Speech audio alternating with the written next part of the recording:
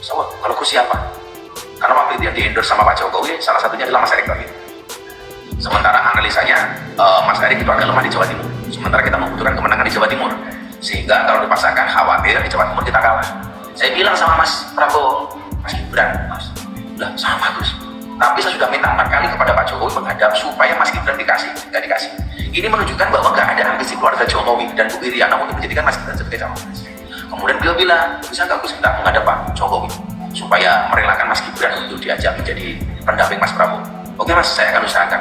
Sehingga waktu itu Pak Jokowi pulang kunjungan kerja dari Cina kalau nggak salah, saya menghadap di Istana Bogor. Mas, bla bla bla bla bla bla. Ketika kalau Gus maunya siapa?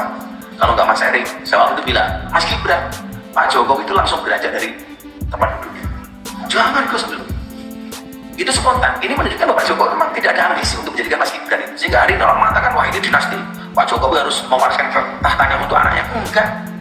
Sambil ngomong ngalor ngidul, Pak Jokowi bilang, Mas Prabowo udah beres sama 4 kali, Gus. Tapi saya nggak setuju. Apalagi proses MK seperti itu, saya nggak mau kemudian intervensi MK. Kalau itu gimana Pak? Pak Prabowo minta ketemu Bu Iriana. Saya juga kadang tidak kasih izin.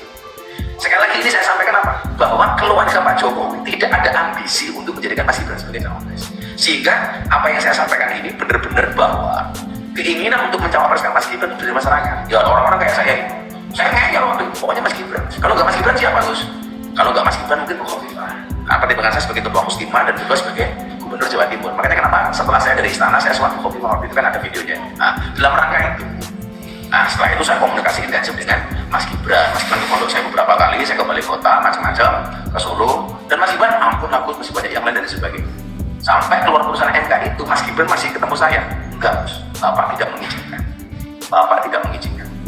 Nah, Mas Prabowo terus komunikasi dan alhamdulillah akhirnya ketemu titik temu. Mas Gibran akhirnya mau. Itu pun mau, itu sehari sebelum dideklarasikan. Sebelumnya nggak mau, Pak. Ini menunjukkan bahwa nggak ada ambisi baik dari Pak Jokowi maupun dari Mas Gibran. Kalau kemudian sejak kapan Gus minta pengen menggabungkan Mas Prabowo dengan Mas Gibran? Saya sejak bulan puasa.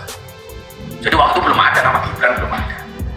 Makanya saya dulu punya pantun tuh Gibran ketika ada jadi balik kota Solo, saya bilang beli goreng kan dapatnya ramen. Ada Mas Gibran calon wakil presiden. Oh itu udah saya menghendaki Mas Gibran untuk bisa menjadi cawapresnya Mas Prabowo.